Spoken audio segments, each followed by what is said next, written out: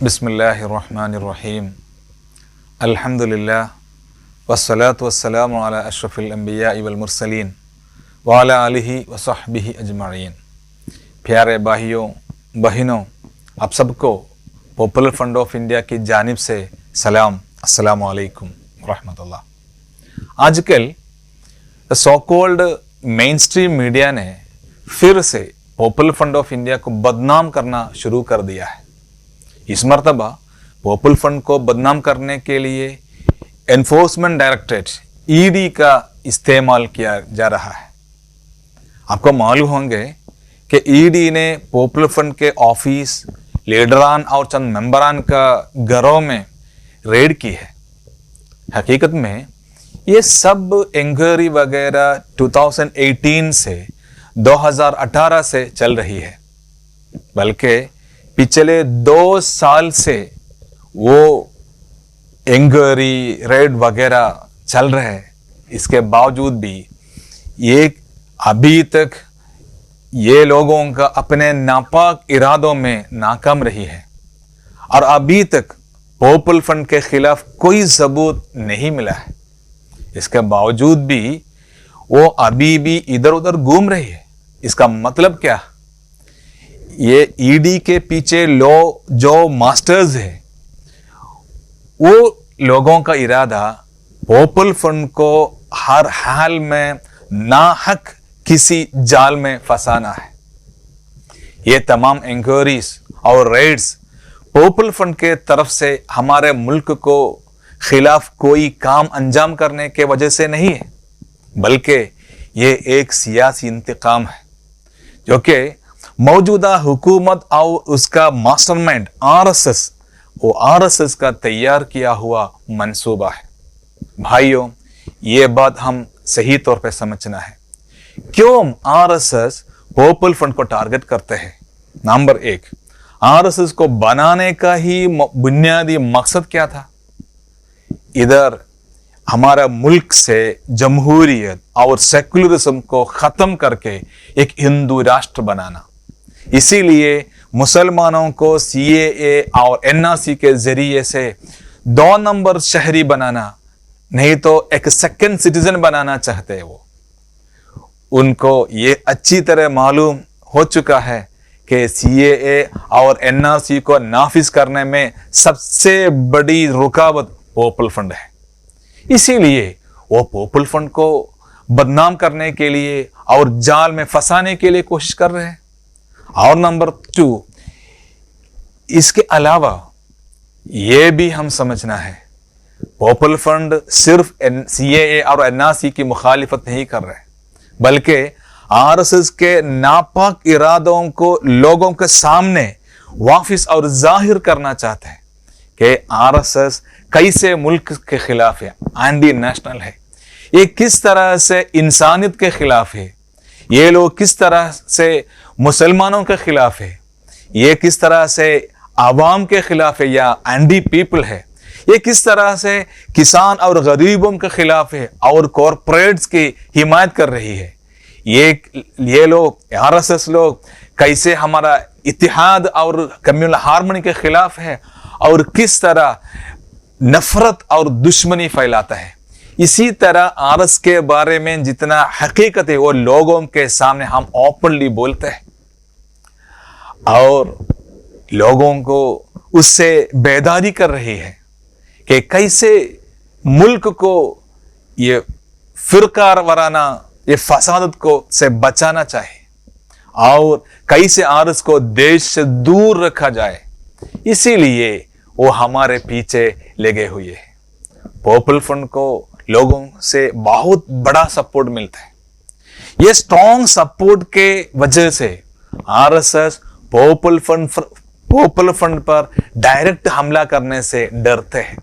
इसीलिए वो बहुत खुफिया रास्तों से पॉपुलर फ्रंट पर हमला करते हैं कि ईडी, एनआईए जैसे सरकारी एजेंसियों को इस्तेमाल करके पॉपुलर फ्रंट के खिलाफ आरएसएस अपना एजेंडा नाफिज करने में लगे हुए हैं। क्योंकि मुल्क के प्राइम इंक्वायरी एजेंसीज उनके बड़े बड़े ऑफिसरान ऑलरेडी अपने एंगोरी के वजह से पॉपुलर फ्रंट एक जेन्युइन ऑर्गेनाइजेशन है समझ गया है। फिर भी ये आरएसएस एजेंडा के वजह से ये सरकार से दबाव में ये ऑफिसरान दोबारा हमारा पीछे आने के लिए मजबूर है। असल में पॉपुलर फ्रंट के खिलाफ इसी तरह एक प्रोपेगेंडा और एक्शन करने के लिए क्या मकसद है आरएसएस का? वो लोग क्या चाहते हैं? पॉपुलर फ्रंट को कमजोर करना चाहते हैं और वो लोग ऐसा साजिश कर रहे हैं कि पॉपुलर फ्रंट को हमेशा मशगूल रखना चाहिए। ऐसा है तो पॉपुलर फ्रंट ये नाइंसाफी, जुल्म और भेदभाव के खिलाफ अपने पीसफुल डेमोक्रेटिक इत्तेजाजात से रोक जाए, ऐसा समझ के। और आरएसएस लोग आवाम को पॉपुलर फ्रंट से अलग कर देना चाहते हैं। लेकिन ये आरएसएस वाले क्या समझते हैं? उनको मालूम नहीं पॉपुलर फ्रंट क्या है। ये अलग जीन है। पॉपुलर फ्रंट का मिशन यह है कि तमाम हिंदुस्तानियों को उनका हक दिया जाएगा, ऐसा एक नया हिंदुस्तान को तामीर करना हमारा मकसद है। ये काम से पॉपुलर फ्रंट को रोका नहीं जा सकता है, हरगिज रोका नहीं जा सकता है।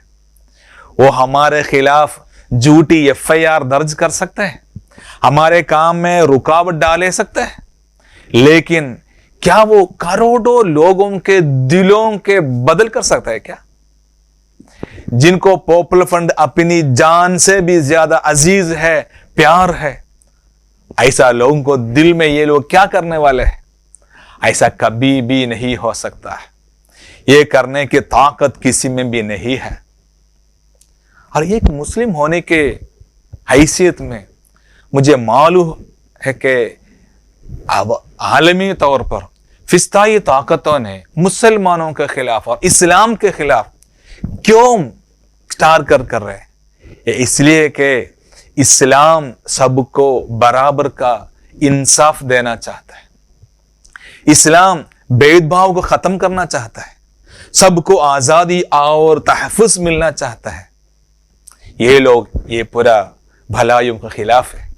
अभी हमारे हिंदुस्तान में आरएस के जरिए से पॉपुलर फ्रंट को टारगेट करना कोई नई चीज नहीं है, क्योंकि वो आरएसएस जो हिंदू राष्ट्र बनाना चाहती है उसमें क्या है? उसमें पूरा पावर, पूरा अधिकार चंद ब्राह्मणवादी या जातिवादी अकलियत जमात को के हाथों में आ जाएगा और वो छोड़ के बाकी सारे लोगों के, इंसानों के बारे में वो असल में इंसान मानने के लिए भी तैयार नहीं है। बेशक उनके लिए इस्लाम एक दुश्मन है, जरूर पॉपुलर फ्रंट ऑफ इंडिया भी उनके लिए एक दुश्मन है। देखो अभी क्या हालत है हमारे देश में। अगर कोई ही इंसान आरएसएस से खिलाफ आवाज उठाते हैं तो उसे शिकार बना लिया जाता है।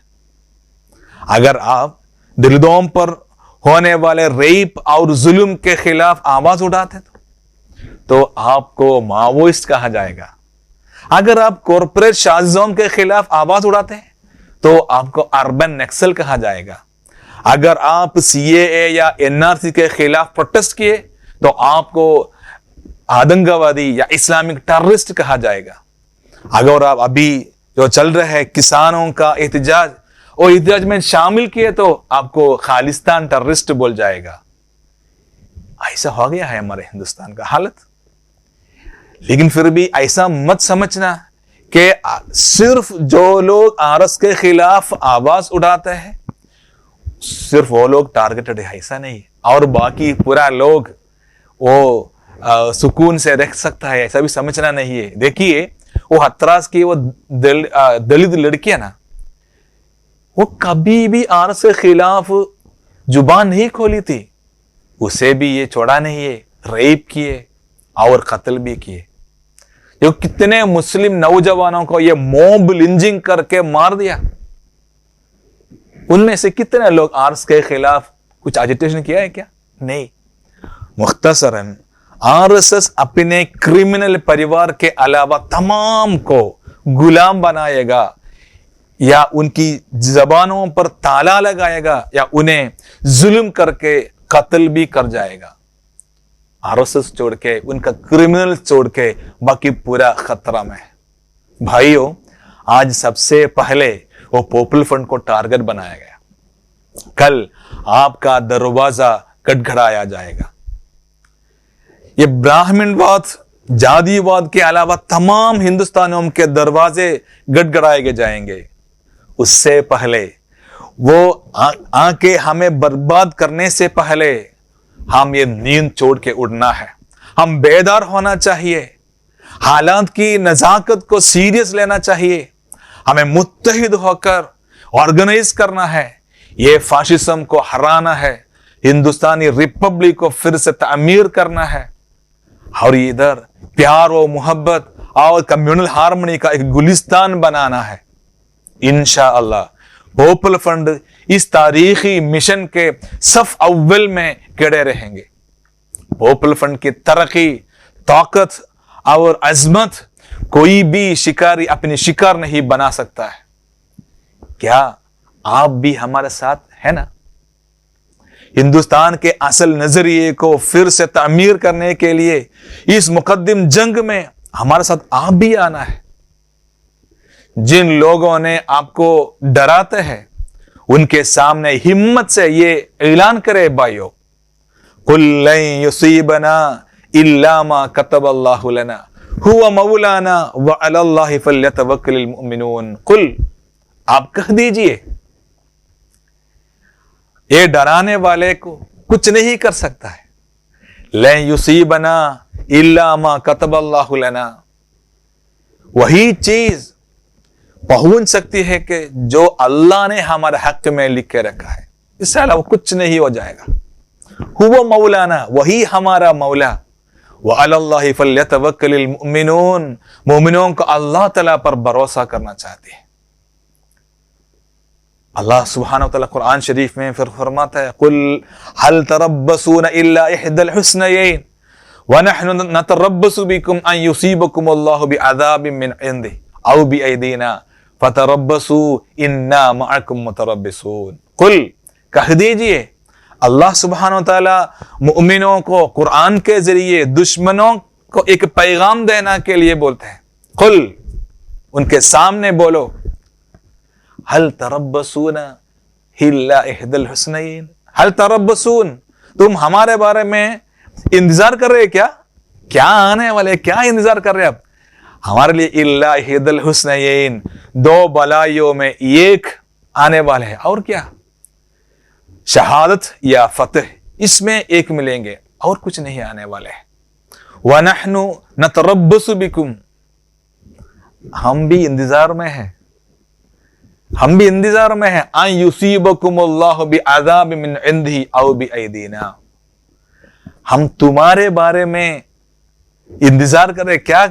अल्लाह अपने पास से नहीं तो हमारे हाथों से आपको सजा दे जाएगा, वो इंतजार में है। आप क्या सोचते हैं पूरा मुल्क कब्जा करके करोड़ों लोगों को गुलाम बनाएंगे? आप नहीं कर सकते। चंद देर के लिए आप जुल्म करेंगे, लेकिन अवाम, हिंदुस्तान का अवाम, लोग, पीपल, वो पावरफुल है, वो दोबारा आ जाएगा। ये तारीख में बहुत मर्तबा रिपीट किया गया, इंडिया में भी अलग नहीं है। कुरान शरीफ में अल्लाह सुब्हानहू व तआला फरमाया है, और फतरब्बसू इन्ना मअकुम मुतरब्बिसून, ये पूरा बदल हो जाएगा, समाज में बहुत बड़ा तब्दीली आ जाएगा। फतरब्बसू, आप इंतजार करो, इन्ना मअकुम मुतरब्बिसून, आपके साथ हम भी इंतजार में है, जरूर हम इंतजार में है। ये हालत बदलेगा और इधर मजलूमों को एक दिन कामयाबी मिल जाएगा, ये मुजरिम लोग हार जाएगा, इसमें कोई शक नहीं। ये कामयाबी के लिए हम एक साथ मिलजुल कर एकदम पूरा हमारा इख्तिलाफ छोड़ के साइड में रख के आगे जाना है, हमारा वतन को दोबारा तमीर करने के लिए और हमारा पूरा भलाइयों को रेस्टोर करने के लिए हम एक साथ आगे मार्च करना है। व आखिर दावाना अनिल हम्दुलिल्लाहि रब्बिल आलमीन। अस्सलामु अलैकुम व रहमतुल्लाहि व बरकातुहू।